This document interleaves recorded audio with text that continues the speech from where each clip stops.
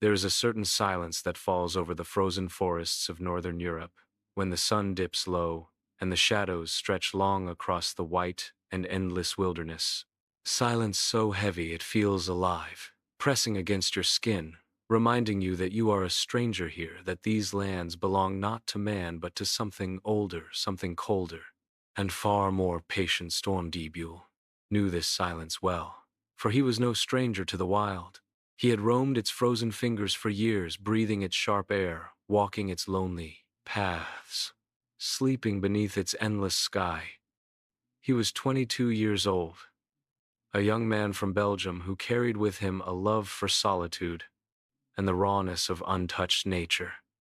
His videos had no words, no laughter, no sound, other than the soft crunch of snow underfoot, the low whisper of wind through skeletal trees, and the mournful cries of distant animals. He wanted his viewers to feel as if they stood beside him alone, yet not lonely, immersed in the beauty of places most would never see.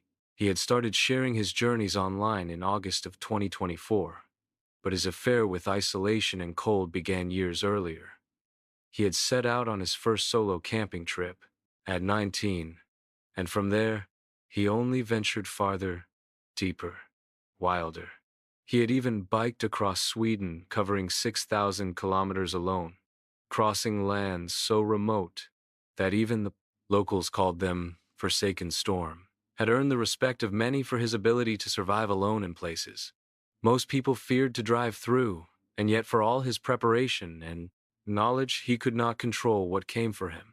On the night of October 29th, 2024, he had been exploring the Yakmak region of Swedish Lapland, a place known for its aurora-filled skies and landscapes, sculpted by ice and snow. A place of beauty and danger in equal measure. As darkness fell, he made the decision to stop for the night. Though his car was only a day's walk away, he knew well that venturing forward would be suicidal in the dark. He pitched his tent on ground, hardened by frost, building a low wall of snow around it to guard against the wind.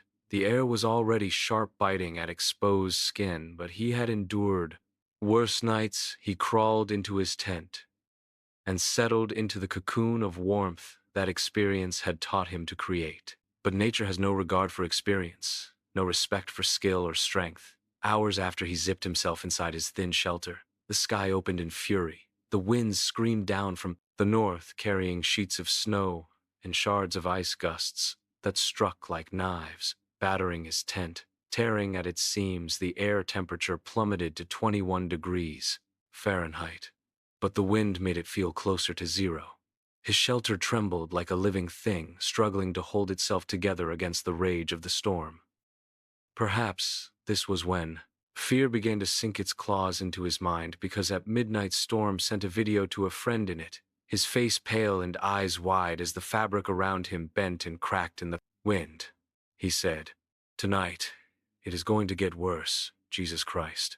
Soon after, he called his grandmother, and with a voice that trembled between courage and dread, he told her, "Do not worry. I will survive, you know." But the snow did not stop. It thickened its blanket across the land, and the wind howled like some ancient predator hunting in the dark. At 2:36 in the morning, Storm sent an SOS to Swedish authorities, his words terse, his breath ragged. He reported injuries, a broken nose among them. He begged for rescue, but the blizzard had sealed him in this frozen wasteland. Helicopters could not fly through the gale, and snow buried the trails that rescuers would have followed. It was not until 10 the next morning that the storm eased, but when rescuers finally reached him, it was already far too late.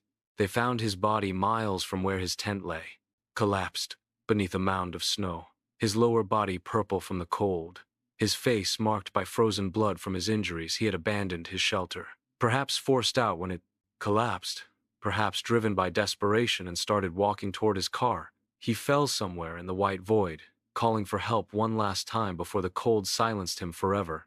Storm had once told his father that this was what he wanted to do, that the wilderness was his calling, and in the end he remained faithful to it until the last breath left his body.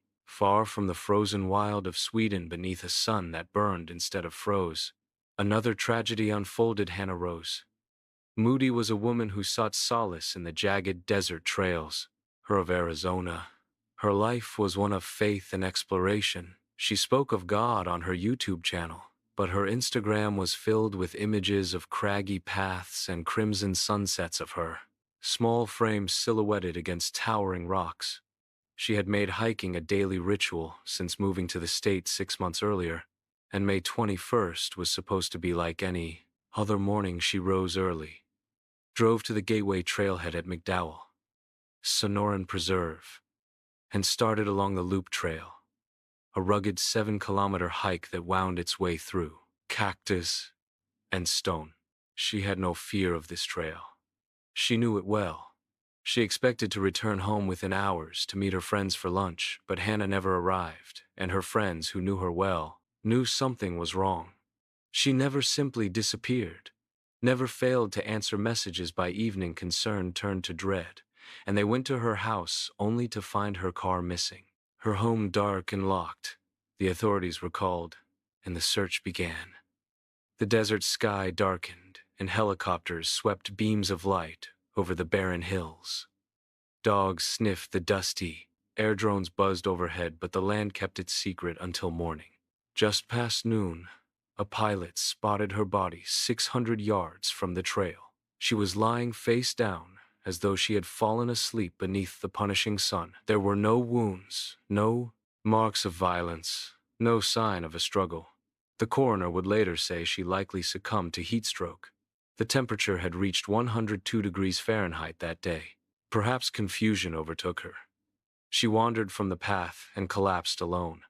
Her phone silent, her plans for lunch forgotten, her life ending quietly on the same ground she had once found peace in. Her last images online smiled back at those who loved her, unaware that they were farewells. Across the ocean in Scotland, a man named Finn Kinney had made the wilderness his livelihood, his very existence. He was a survival instructor, teaching others the craft of living from the land. His school, Wildcat Bushcraft, taught children and adults to find food, build shelter, and read the subtle language of the wild. His YouTube channel chronicled these teachings, filled with lessons and adventures. His viewers trusted him, admired him, and on March 25, 2022, Finn set off on another journey, intending to hike 45 miles to a small village called Goulsby. He was dropped off near Loch Naver, a stretch of dark water surrounded by thick forests and hills that seemed to watch travelers pass. He carried everything he needed, and his family expected him to be gone for days. But when he failed to appear at his destination and calls went unanswered, worry took root soon. Police scoured the area. Helicopters combed the skies and volunteers beat through brush and reeds, but no trace of him could be found. It was as if the land itself had swallowed him. Months passed. His case aired on television, his face appearing on missing persons broadcasts. His father, Mark, refused to stop searching. He spent 19 months retracing paths, scanning shorelines, studying maps, and in the end, it was not the police who found the first clue, but him. Hidden in thick brush near the bank of Loch Naver lay Finn's backpack. The price. Discovery offered a grim theory. Perhaps he had tried to cross the dark water and drowned, but even this explanation seemed hollow. Why would a man so skilled risk such a crossing? With miles still ahead, questions multiplied. Was it an accident, a desperate act, or something darker? Theories bloomed like fungi on damp soil. Some whispered that he might have vanished to escape his life. Others believed he had chosen the loch as his grave, but no evidence could confirm any story. His body never surfaced, and Loch Naver remained silent, keeping whatever truth it knew beneath its still black surface. And then there was Andrew Cross, a man whose passion for history and exploration drew thousands to his channel. Desert drifter, he roamed forgotten deserts, uncovering secrets of ancient civilizations and abandoned places. His voice was calm, his knowledge deep, and his videos shone with cinematic beauty. In just over a year, he amassed a devoted following. Viewers awaited each upload, eager to see where he would take them next. But on January 31st, 2025, as he drove home from a shoot at Bears Ears National Monument, tragedy found him in a moment of chaos. At an intersection in Grand Junction, Colorado, an out-of-control car struck him with crushing force, flipping his vehicle and destroying the vibrant mind behind Desert Drifter. He clung to life for weeks, machines breathing for him, as his family prayed for a miracle. But by March 4th, hope had faded. They made the agonizing decision to let him go. Thousands mourned a man they had never met yet, felt they knew they raised hundreds of thousands of dollars to support his family, while the man who caused his death faced charges of vehicular homicide. 4 lives bound together only by their love of exploration, ended by forces beyond their control, a blizzard that buried the world in ice, a sun that seared the life from a body, lake that guarded its secrets, in a moment of violence on a quiet road. These are the dangers that lie beyond the edges of maps, waiting in the stillness of forests, deserts, and forgotten highways, reminding us that the wild gives beauty but demands respect, and that sometimes it takes back those who love it most, leaving only stories, whispers, and videos to haunt those who remain.